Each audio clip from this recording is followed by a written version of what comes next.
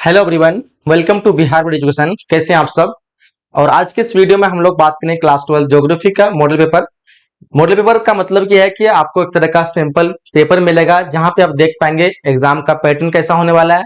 ठीक है, किस तरह के प्रश्न आपके एग्जाम में सेलेक्ट होने वाले हैं, क्वेश्चन लेवल कैसा होगा, इजी होगा, हार्ड होगा, कितना ऑब्जेक्टिव है, कितना सब्जेक्ट रहेगा, कंप्लीट इन्फॉर्मेशन आपको मॉडल पेपर से पता चल जाता है। तो आज के इस वीडियो में बने रहे, जितने भी क्वेश्चन दूंगा सारे इंपोर्टेंट एग्जाम की दृष्टि से, और साथ ही साथ आपको पता चल जाएगा हमको किस तरह पढ़ाई करना है, कौन से क्वेश्चन को सिलेक्ट करना है, कौन से क्वेश्चन को रिवीजन करना है। ठीक है, मैंने हिस्ट्री का बना दिया, इसी तरह सभी सब्जेक्ट का आपको बना दूंगा। आज ज्योग्राफी का कर रहे हैं और बाकी सब्जेक्ट का वीडियो का मतलब वीडियो का लिंक इस वीडियो के डिस्क्रिप्शन में दे दूंगा, तो आप लोग चेकआउट जरूर करेंगे। ठीक है, और बाकी चैनल पे जो भी नए हैं चैनल को सब्सक्राइब करके नोटिफिकेशन बेल को ऑन कर लेंगे ताकि फ्यूचर में लेटेस्ट वीडियो के नोटिफिकेशन सबसे पहले आपको मिलते रहे। स्टार्ट करते हैं। आज हम लोग जो है क्लास 12 ज्योग्राफी कर रहे हैं। बाकी आप लोग जो भी सब्जेक्ट के डिमांड करते हैं कमेंट बॉक्स में लिखेंगे। ज्योग्राफी में आपको टोटल जो है 70 मार्क्स का एग्जाम होने वाला है। ठीक है, टोटल कितने मार्क्स का? 70 मार्क्स का एग्जाम होगा। एंड जिसमें से आपको जो है लगभग जो है 70 ऑब्जेक्टिव, लगभग क्या मतलब टोटल 70 एमसीक्यू पूछे जाने वाला है। ठीक है, 70 एमसीक्यू, और इसमें से आपको जो है 20 जो है ये 2 मार्क्स वाले लॉन्ग क्वेश्चन रहेंगे, 2 मार्क्स वाले लॉन्ग क्वेश्चन। एंड जो आपका 6 जो रहेगा ये जो रहेगा आपका 5 मार्क्स वाले। ठीक है, 5 मार्क्स वाले लॉन्ग क्वेश्चन। अब देखो यहाँ पे सबसे पहली बात कि समय जो रहेगा आपका 2 घंटा समथिंग रहता है, लेकिन अभी 3 घंटा 15 मिनट दे दिया। ज्योग्राफी में थोड़ा कम रहता है क्योंकि इसका प्रैक्टिकल सब्जेक्ट है, और बाकी जिसका प्रैक्टिकल नहीं है उसमें 3 घंटा 15 मिनट का होता है। ठीक है, चलिए आगे कुछ इंस्ट्रक्शन वगैरह भी दी गई है, इसको आप लोग तो जानते होंगे, नहीं जानते तो आप लोग जो है इसका कोई जरूर नहीं है, एग्जाम में देखना जरूरी है। एग्जाम में आप लोग पेपर में देख लीजिएंगे सारे इंस्ट्रक्शन। फिलहाल क्वेश्चन फर्स्ट से स्टार्ट करते हैं और देखते हैं क्वेश्चन का लेवल कैसा है। इंग्लिश हिंदी दोनों लैंग्वेज में रहेगा, तो आप लोग जो भी लैंग्वेज में कंफर्टेबल है आप लोग देख सकते हैं, है ना। चलिए देखिए, फर्स्ट क्वेश्चन पूछ रखा है आपको कि नव निश्चयवाद संकल्पना का प्रतिपादन किसने किया था। काफी लाजवाब क्वेश्चन है, और सारे क्वेश्चन को आप लोग को अच्छी तरह से देखते जाना है और उसको रिवीजन करते जाना है, एक नोट कॉपी में लिख लेना है ना। चलिए देखो यहाँ पे इस क्वेश्चन का जो आंसर की बात करेंगे तो क्या हो जाएगा आपका ग्रिफिथ टेलर, ऑप्शन नंबर यहाँ पे सी करेक्ट आंसर हो जाएगा। ठीक है, नौ निश्चयवाद का जो है संकल्पना किसने किया था? Griffith Taylor, option number C correct answer हो जाएगा। ठीक है, चलिए जी आगे बढ़ते हैं हम लोग नेक्स्ट क्वेश्चन की तरफ। नेक्स्ट करा कि निम्नलिखित में से कौन मानव भूगोल का उपागम नहीं है। अब यहाँ पूछ रहा है कौन इनमें से मानव भूगोल का उपागम नहीं है, क्योंकि आपका मात्रात्मक क्रांति है वो मानव भूगोल का उपागम नहीं है। So option number D should be the correct answer, मात्रात्मक क्रांति। क्लियर। नेक्स्ट क्वेश्चन कर रहा है हम लोग को कि किसने कहा मानव भूगोल स्थिर पृथ्वी और क्रियाशील मानव के बीच परिवर्तनशील का संबंध है। ये किसने कहा? तो ये आपका कहा था टेलर होगा, रेडजल होगा, रिटर होगा, या फिर एलन सी सैंपल। तो इस क्वेश्चन का जो करेक्ट आंसर हो जाएगा वो हो जाएगा आपका ऑप्शन नंबर यहाँ पे डी हो जाएगा, एलन सी sample, option number d Allen सी सैंपल। क्लियर। नेक्स्ट क्वेश्चन की तरफ बढ़ते हैं। नेक्स्ट करा हम लोगों को कि सैन्य भूगोल जो है मानव भूगोल के किस उप क्षेत्र में आता है। सैन्य भूगोल जो आता है ये मानव भूगोल के राजनीति वाले उप क्षेत्र में आता है, यानी आपका राजनीतिक भूगोल आ जाएगा option number D. Option number D इस क्वेश्चन का करेक्ट करेंगे। ठीक है, चलिए आगे बढ़ते हैं नेक्स्ट क्वेश्चन की तरफ। नेक्स्ट कदम हमको निम्नलिखित में कौन क्षेत्र जो है सघन जनसंख्या वाला है। जनसंख्या मतलब सबसे अधिक घना है। एंड आप लोग जानते होंगे एक जनसंख्या जो मतलब कहीं पे विरल होते हैं, कहीं सघन होते हैं। सघन का मतलब वहां पे हर तरह की सुविधा रहेगी तो सघन होगा। अगर वहां पे किसी तरह की असुविधा हो रही है तो जनसंख्या वहां जीना नहीं चाहता, मतलब जनसंख्या वहां पे बढ़ेगा नहीं, लोग वहां पे रहना चाहेगा ही नहीं। तो आप यहाँ पे आप लॉजिक से लगा सकते हैं, जैसे मरुस्थल बालू है, यहाँ पे लोग ज्यादा रहना पसंद नहीं करेंगे। भूमध्य रेखीय प्रदेश अधिक गर्मी होती है, गर्मी में लोग ज्यादा रहना पसंद नहीं करेंगे। ध्रुवीय प्रदेश जाके सिर्फ बर्फ ही बर्फ है, यहाँ पे लोग नहीं रहेंगे। बच्चा आपका ऑप्शन डी जो कि दक्षिण पूर्वी एशिया एक मैदानी क्षेत्र है, लोग सबसे अधिक जो है यहाँ पे बसे हुए, यानी यहाँ पे सघन जनसंख्या वाला आपका option number D correct answer हो जाएगी।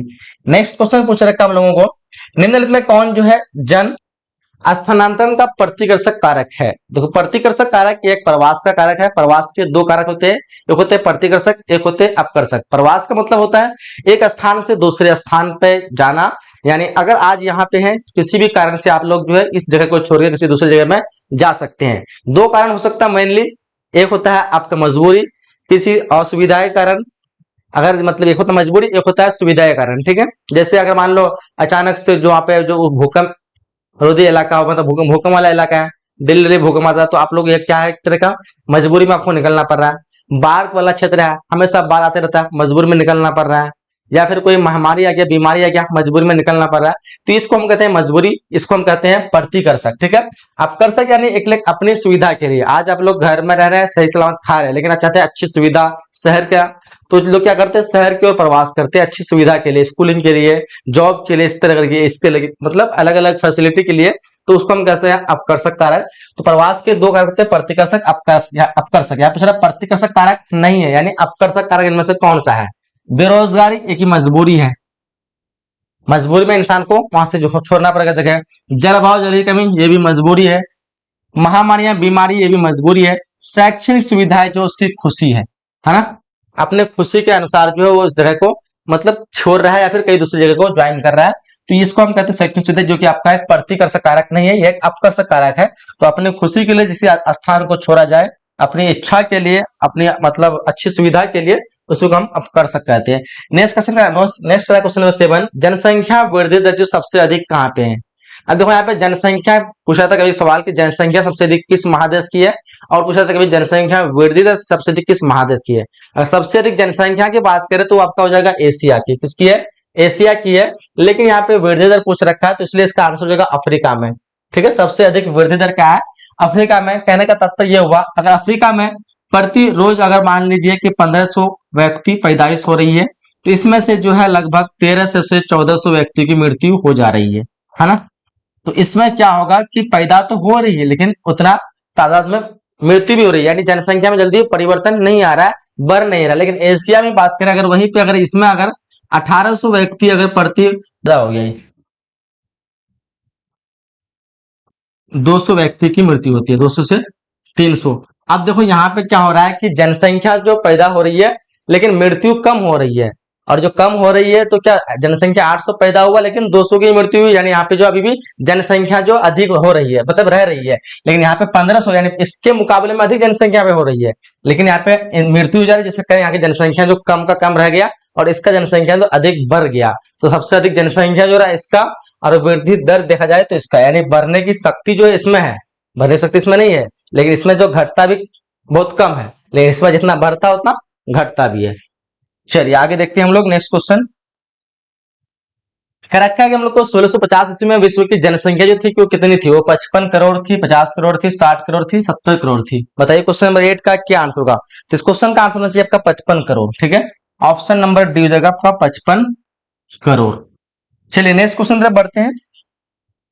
अगला क्वेश्चन पूछ रखा हम लोगों को कि निम्नलिखित संख्या में कौन जनसंख्या के कार्यशील वर्ग का प्रतिनिधित्व करती है, यानी इनमें से कौन सी जनसंख्या है जो कार्यशील के योग बनाते हैं, यानी काम करने के लायक माने जाते हैं। तो यहाँ पे जो आंसर होगा आपका 15 से 59 वर्ष, जो कि इस उम्र के व्यक्ति जो होते हैं वो क्या होते हैं, कार्य के अनुकूल माने जाते हैं, कार्य के लायक माने जाते हैं। तो आपका ऑप्शन नंबर डी जो है करेक्ट आंसर हो जाएगा। नेक्स्ट क्वेश्चन पूछ रखा हम लोग को, निम्नलिखित देशों में किसका लिंग अनुपात विश्व में सबसे अधिक है?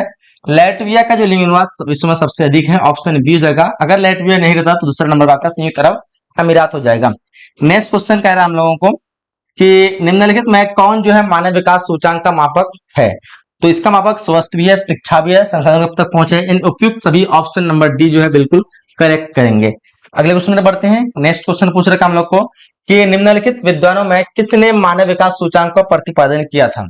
तो यहाँ पे जो आपका है डॉक्टर महबूब हक, जो कि पाकिस्तान के थे, इन्होंने ही जो है मानव विकास सूचांक को प्रतिपादित किया था। तो ऑप्शन नंबर सी यहाँ पे बिल्कुल करेक्ट आंसर आना चाहिए सभी का। नेक्स्ट क्वेश्चन तरफ बढ़ते हैं। अगला क्वेश्चन पूछ रखा हम लोग को कि मानव विकास सूचांक में विश्व के निम्नलिखित देशों में कोटि जो उच्चतम किसकी है?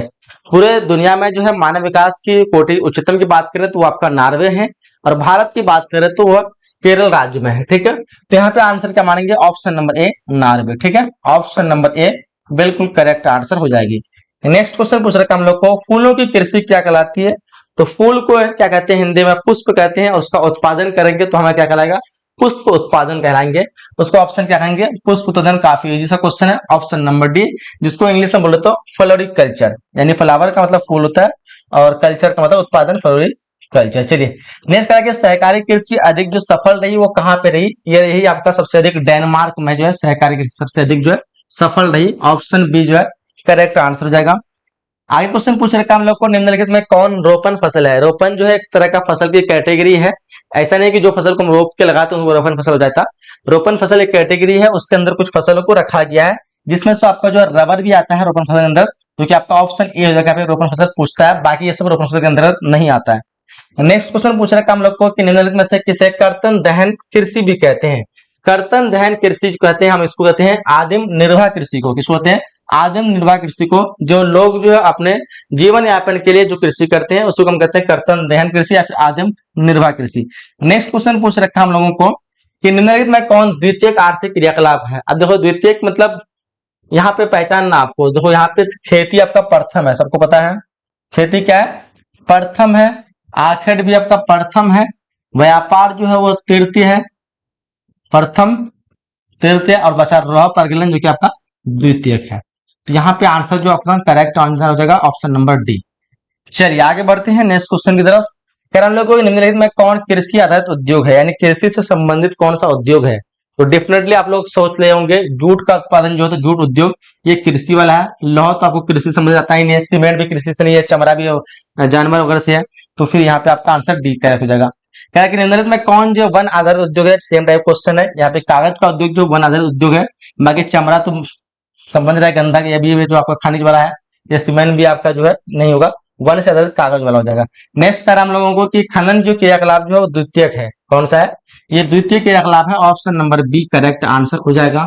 नेक्स्ट क्वेश्चन पूछ रखा हम लोगों को कि निम्नलिखित में कौन जो पंचम क्रियाकलाप है। देखो जितना क्रियाकलाप की संख्या जो है, मतलब वो अंग जो क्या कहते हैं उसको, अपडेटेड चीजें आएगी, नए नए टेक्निकल मतलब नए नए तकनीक की सुविधाएं, मतलब नए नए अपडेटेड चीज आएगी, वो जो अधिक क्रियाकलाप में रखा जाता है, यानी क्रियाकलाप संख्या जो है अधिक में रखा। जैसे प्रथम में खेती है उस टाइम पे आखेट है, व्यापार जो तृतीय में है, तो यहाँ पे आपका जो पंचम में बहातम सर्वोत्तम है, इसमें आते हैं जो जैसे नए नए टेक्नोलॉजी का इस्तेमाल करना, अलग अलग गैजेट का इस्तेमाल करना, अलग अलग गैजेट का निर्माण करना, ये बहातम सर्वोत्तम में आ जाएगा ऑप्शन नंबर डी, जो कि पंचम क्रियाकलाप हो जाएगा। नेक्स्ट कर हम लोग को रेल मार्ग के जाल का सघनतम घनत्व कहाँ पे, ये आपको जाएगा संयुक्त राज्य अमेरिका में, ऑप्शन नंबर डी हो जाएगा। क्या होगा?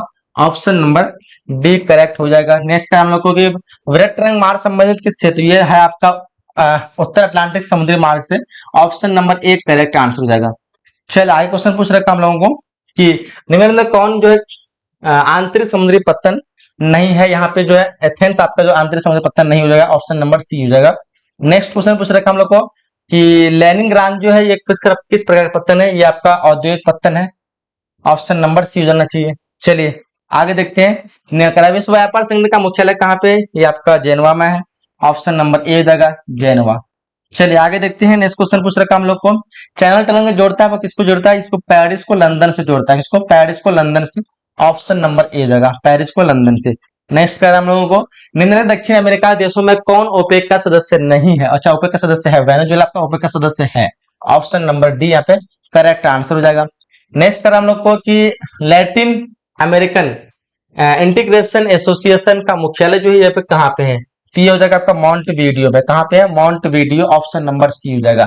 चलिए आगे देखते हैं, निम्नलिखित आर्थिक क्रियाओं में कौन ग्रामीण आदिवासी संबंधित है, तो प्राथमिक हो जाएगा आपका, ऑप्शन नंबर ए, ग्रामीण में प्राथमिक चलता है। चलो आगे बढ़ते हैं, क्वेश्चन पूछ रखा हम लोगों को, निम्नलिखित में कौन औद्योगिक नगर है। यहाँ पे औद्योगिक नगर की बात करें तो क्या हो जाएगा?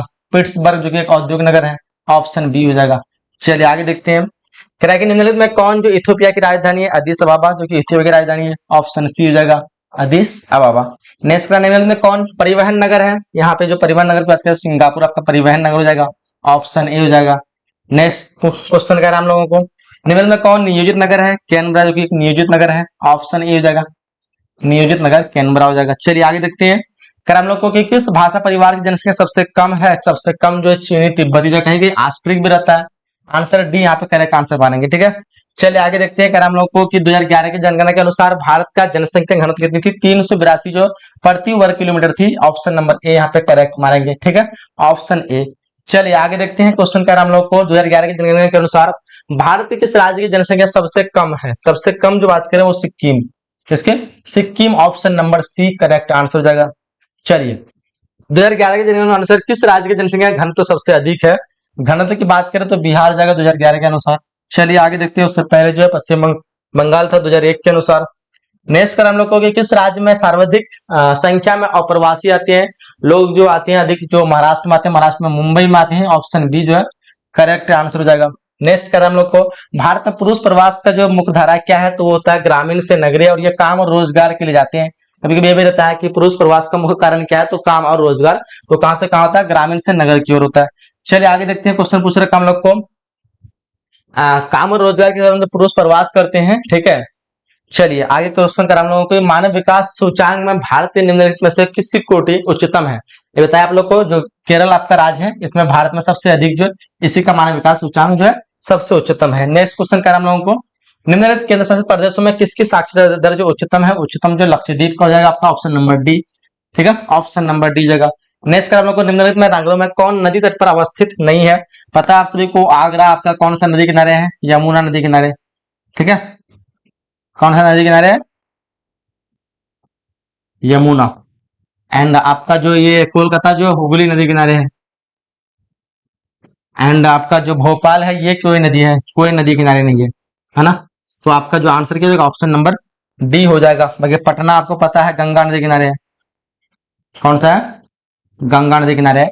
तो आपका जो है भोपाल वो कोई नदी किनारे नहीं है, तो ऑप्शन डी हो जाएगा। नेक्स्ट क्वेश्चन करा हम लोग को कि निम्नलिखित में कौन खनन नगर है। खनन नगर जो है सिंगरौली, जो कि हो ये आपका कोयला उत्पादन करता है, पर शायद वेस्ट बंगाल की है ना, देखो आप लोग वेस्ट बंगाल होगा। चलो आगे देखते हैं।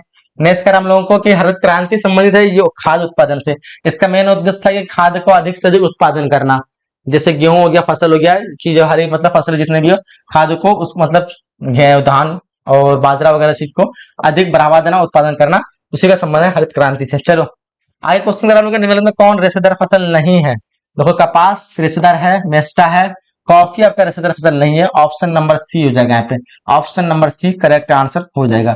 चलिए आगे देखते हैं, क्वेश्चन पूछ रखा हम लोगों को, निम्नलिखित राज्यों में कौन जो है चाय उत्पादक नहीं करता है। राजस्थान आपका चाय उत्पादन नहीं करता, आसाम, पश्चिम बंगाल, केरल सब जो है चाय का उत्पादन करता है। बाकी ऑप्शन डी करेक्ट हो जाएगा यहाँ पे।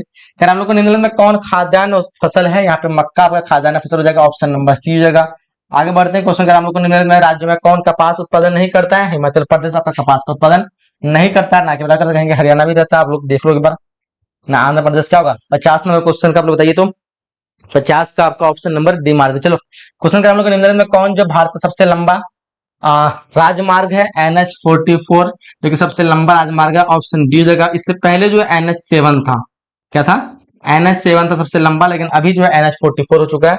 चलिए आगे बढ़ते हैं, नेक्स्ट क्वेश्चन पूछ रखा हम लोगों को कि जल जो है क्या है, तो जल आपका जो है हो जाएगा नवीकरणीय संसाधन, इनमें से कोई नहीं मार सकते हैं।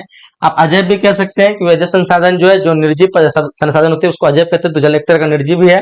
और बाकी जैव यानी जीवों से बना संसाधन को जैव संसाधन कहते हैं। जैसे कोई भी चीज लेदर की बनी हुई, जैसे कपड़ा सूती कपास का बना हुआ है, ये सब जीवों से बना, कोयला जीवों से बना है, तो ये सब चीज जैव कहलाते हैं। अजैव जैसे ये लिखने के इस्तेमाल करें, इसको अजैव संसाधन कहेंगे, इसको ये बोर्ड को अजैव कहते हैं।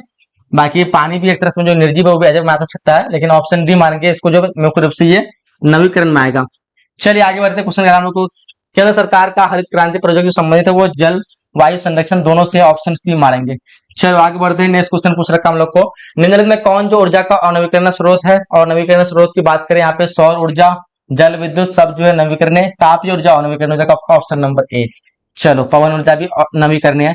नेक्स्ट करा हम लोगों को कि हीराकुंड परियोजना अवस्थित कहाँ पे, ये आपका उड़ीसा में, कहाँ पे, उड़ीसा में है, ऑप्शन नंबर ए जाएगा। चलिए आगे देखते हैं, क्वेश्चन पूछ रखा है, निम्नलिखित राज्यों में किसमें जो है क्या काकरापार नाभिकीय ऊर्जा केंद्र अवस्थित है। आप यहाँ पे देखो कर्नाटक, महाराष्ट्र, गुजरात, राजस्थान, क्या होगा, गुजरात होगा ना, ऑप्शन नंबर सी जाना चाहिए, गुजरात, ठीक है। 56 नंबर क्वेश्चन का ऑप्शन नंबर सी। चलिए आगे बढ़ते हैं, नेक्स्ट क्वेश्चन का हम लोग को कि खेतरी तांबा क्षेत्र किस राज्य में स्थित है। खेतरी बताइए, 57 नंबर क्वेश्चन का आंसर क्या हो जाएगा, तो इस क्वेश्चन का आंसर हो जाएगा आपका ऑप्शन नंबर डी हो जाएगा, राजस्थान, क्या हो जाएगा, ऑप्शन नंबर डी राजस्थान। चलिए आगे बढ़ते हैं, करेक्ट बोकारो इस्पात केंद्र कहाँ पे है, ये हो जाएगा आपका सार्वजनिक क्षेत्र पे, कहाँ पे, सार्वजनिक क्षेत्र में, ऑप्शन नंबर सी करेक्ट मानेंगे। आगे बढ़ते हैं, निम्नलिखित कोयला खदानों में कौन झारखंड में नहीं है, बताया आपको सिंगरौली जो कि झारखंड में नहीं है, ये शायद वेस्ट बंगाल में है, ऑप्शन डी जो है करेक्ट आंसर हो जाएगा।